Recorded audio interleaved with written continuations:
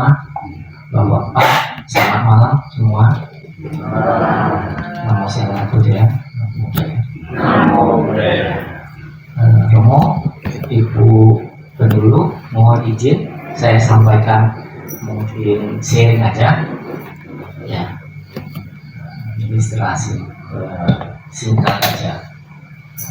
Kali ini saya ambil topik mungkin agak lain. Saya tadi terpikir untuk bawakan topik butterfly efek ataupun efek kupu-kupu. Kita dalam sehari-hari kadang selalu berpikir bahwa kenapa hal ini bisa terjadi, kenapa saya melakukan ini tidak terjadi seperti yang diinginkan. Jadi saya melihat topik ini cukup menarik, mungkin juga mudah dipahami, ataupun ada yang mungkin susah memahaminya juga, saya kurang tahu. Jadi dengan satu hal berubah, maka bisa terjadi hal-hal lain itu ikut berubah juga. Seperti itu kurang lebihnya. Nanti kita lihat film pendeknya dulu ya.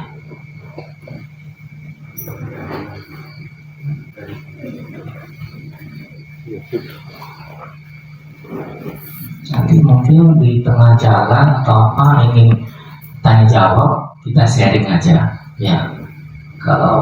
Maaf kalau saya bisa jawab, akan saya jawab. Kita saling sharing.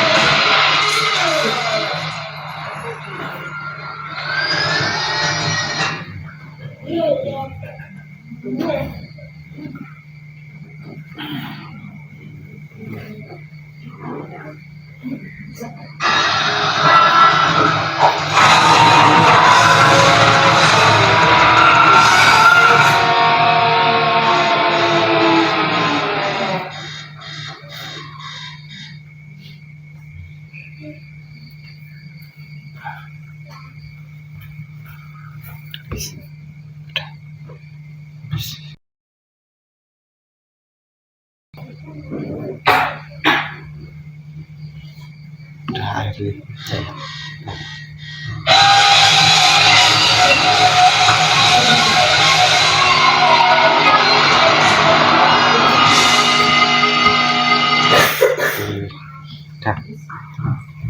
Mungkin bapak-bapak ibu-ibu bisa menanggapi jadi cerita tampilin itu. Tapi sebenarnya dari awal dan akhir itu posisinya sama, tidur di situ juga.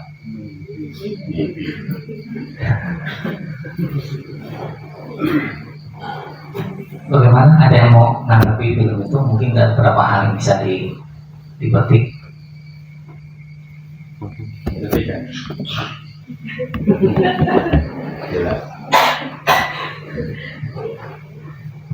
Jadi saya ambil contoh untuk kehidupan kita sehari.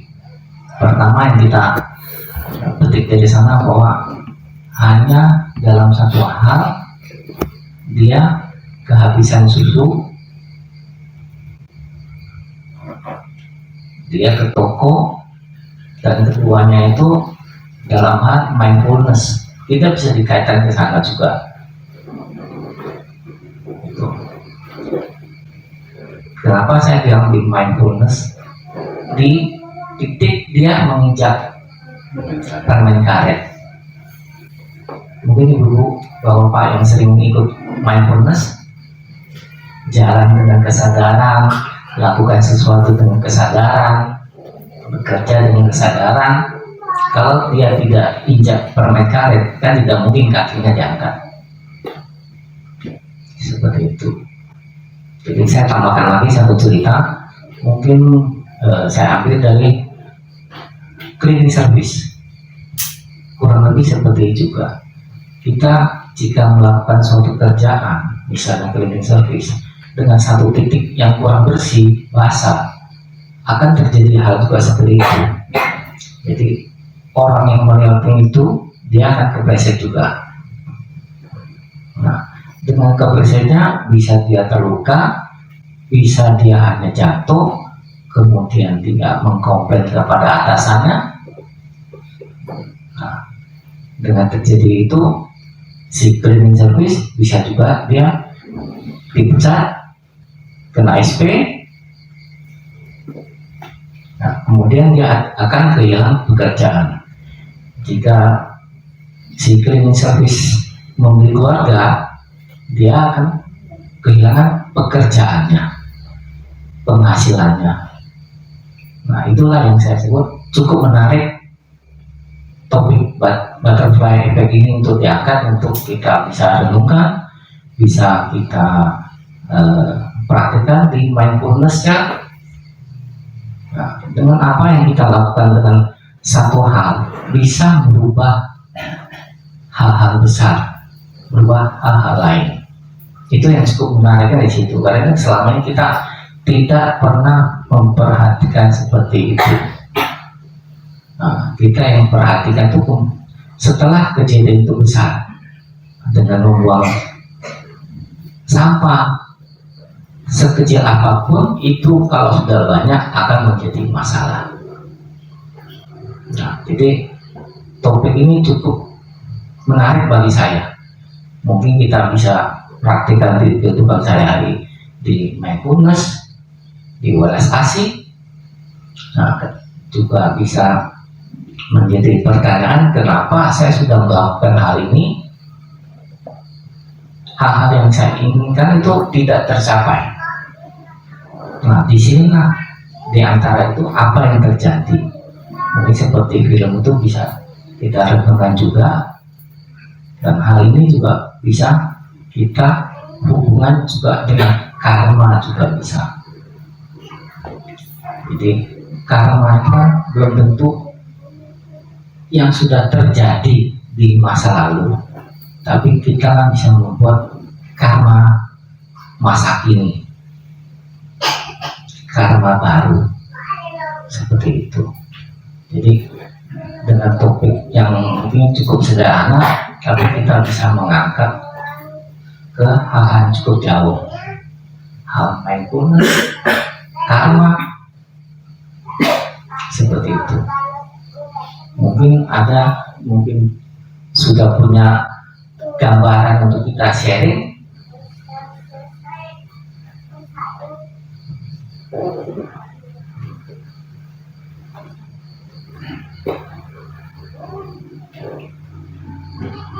Atau topik ini cukup berat atau cukup ringan? Sebenarnya sudah tidak berat Karena singkat sekali. ya, untuk memadukan kejadian itu kan film bagi kami ini masih baru kenal, sehingga untuk memadukan kalau mungkin bisa dengan cerita lama mungkin kami bisa melihat. Terus terang Mbak Suti, filmnya baru saya nonton juga ya Suti ya.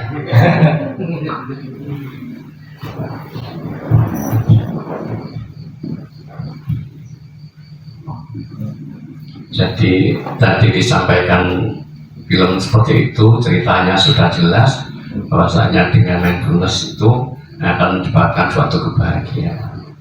Sebenarnya kalau kita kaitkan dengan kehidupan kupu-kupu yang sebenarnya ya, kita tanpa pada proses film tadi ya. Jadi kupu-kupu itu memang proses perjalanan kehidupannya itu dia selalu berputar bermetaforsa. Dalam hal ini kalau kita lihat kelahiran daripada telur kupu kemudian jadi ulat, itu menjadi seekor makhluk yang sangat serakah, memakan segala sesuatu yang ada di sekitarnya dan banyak yang dirugikan.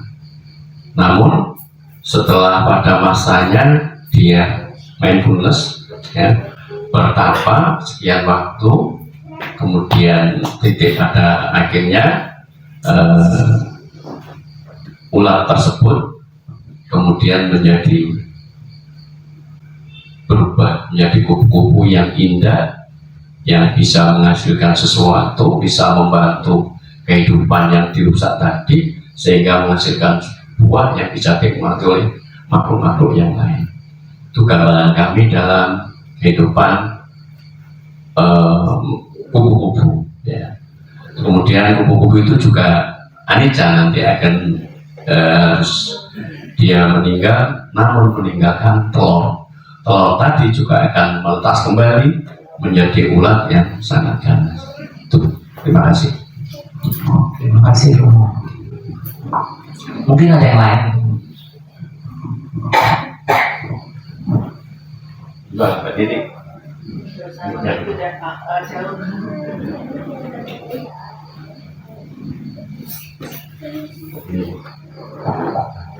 Terima kasih. Mungkin dalam gambaran saya dari video yang kita lihat tadi menunjukkan bahwa kesadaran itu menjadi kunci utama di dalam siklus kehidupan. Jadi ketika kita sadar dengan apa yang kita lakukan, apa yang terjadi saat ini, nah disitulah kedamaian itu akan muncul. Mungkin seperti itu. Ya. Jadi mungkin ini bisa kita praktekkan di kehidupan sehari-hari sebagai mindfulness yang mungkin sudah banyak yang ikut meditasi juga, retreat juga, seperti itu. Jadi dengan melakukan sehari dengan mindfulness kehidupan, semoga kan semua berjalan dengan baik. Pengalaman saya pernah mengikuti meditasi kurang lebih 1 minggu. Itu kita memang dikondisikan untuk hidup saat itu.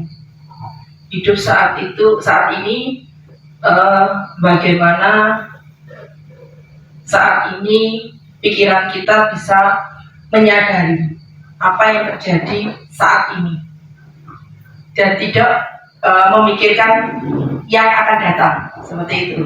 Jadi kita duduk diam menyadari objek yang kita ambil. Nah dari situ kita banyak sekali pengalaman-pengalaman baru yang mungkin dalam kehidupan sehari-hari sebenarnya kita sudah merasakannya, tapi ketika kita duduk dengan full mindfulness itu sangat berbeda dengan maksudnya kehidupan kita sehari-hari gitu loh.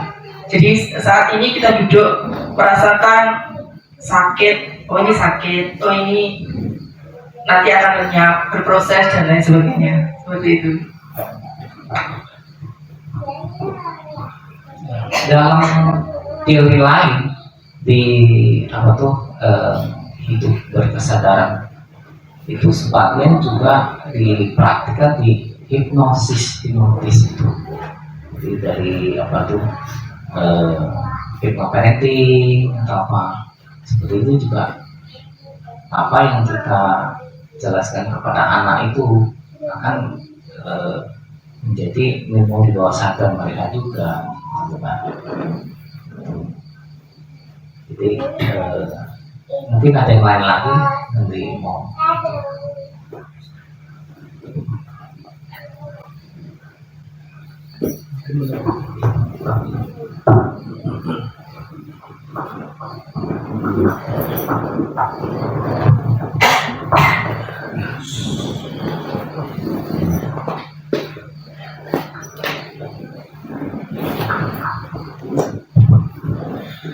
Ya baik, terima kasih kesempatan yang diberikan.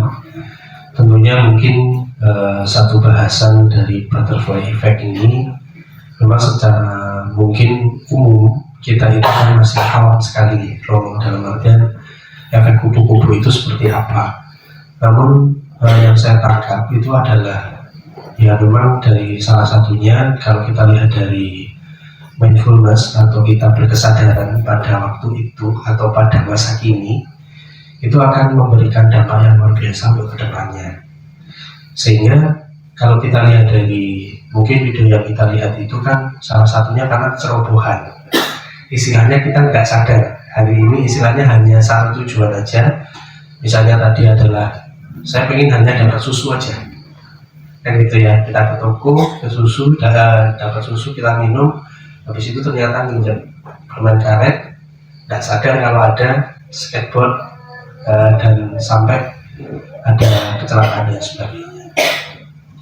Jika dilihat dari hal itu, memang kita itu sebagai manusia itu kan tidak mungkin bisa dikatakan tidak setiap saat itu sadar, tapi kita perlu melatih itu.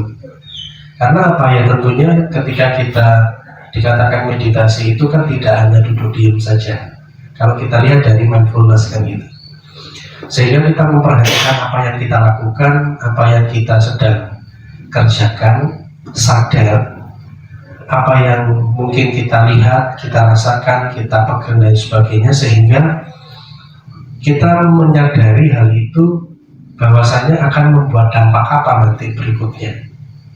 Ya seperti hanya tadi kalau misalnya sadar, mungkin hanya angkat kaki atau mungkin membersihkan itu dengan ya kesadaran penuh juga, tanpa harus memperhatikan juga sekitar. Jadi saya kira butterfly effect ini memang kalau kita lihat dalam kehidupan sehari-hari itu, mungkin saya pribadi pun sangat susah sekali untuk bisa berkesadaran setiap saat. Mungkin kita pun seperti itu. Contohnya gini, kita bangun kesiangan saja. Kita mau bangun kesiangan, kita mau kerja, kita itu kan sudah terpikir untuk datang ke kantor kan gitu ya, atau mungkin ke tempat kerja. Tapi kita tidak sadar, mandi pun kadang kita nggak sadar, makan pun kita nggak sadar, ya kan? Tentunya hal itu akan menyebabkan hal-hal yang mungkin kadang juga merugikan kita. Khususnya salah satunya mungkin karena kita cepat-cepat bisa kepleset, atau mungkin yang lain kita makan bisa keselak dan sebagainya. Nah itu juga akan membawa dampak. Saya kira pengertian saya sejauh itu mungkin Romo. Jadi nanti mungkin bisa ditambahkan berkaitan tentang butterfly effect. Hal ini karena memang secara mungkin bahasa saja kita itu kan sudah memikirkannya butterfly effect itu kan sedemikian rupa gitu loh. Ya mungkin bisa lebih disederhanakan bagaimana untuk hal itu. Terima kasih. Salam budaya, namo budaya.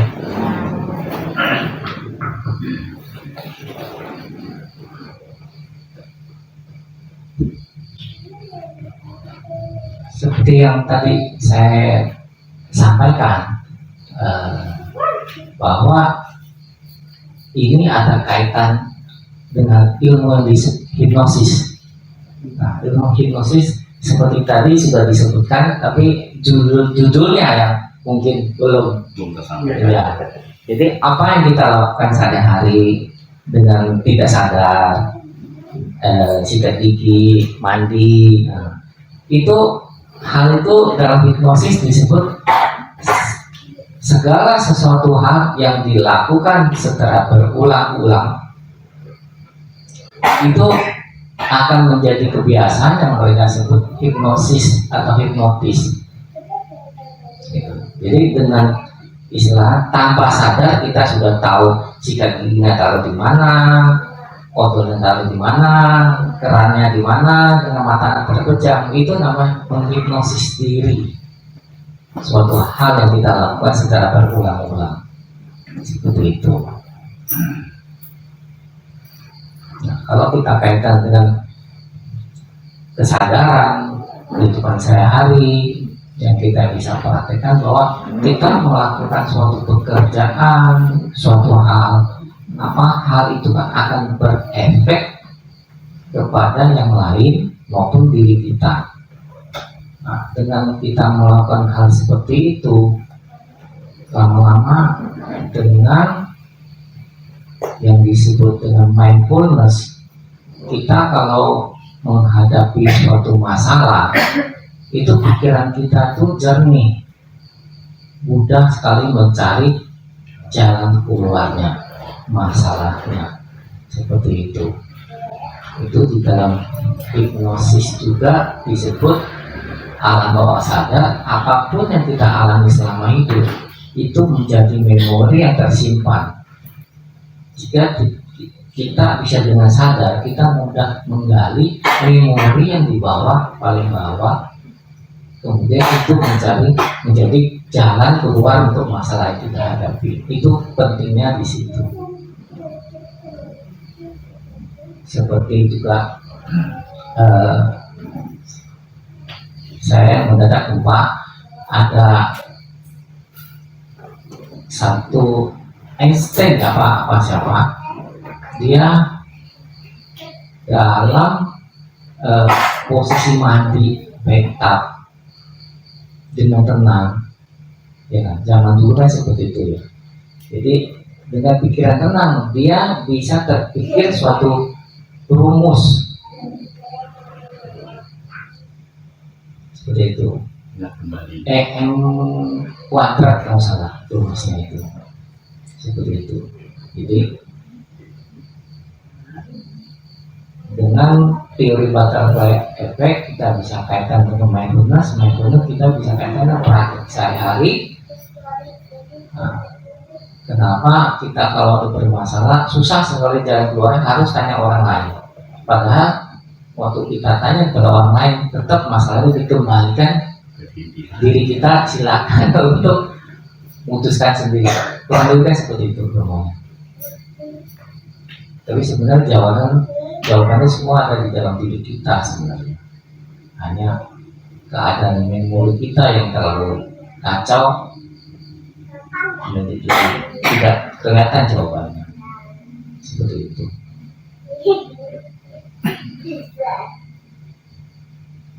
Mungkin seperti itu yang bisa saya sharing untuk malam ini. Kalau tidak ada mungkin sharing lagi, kita tutup.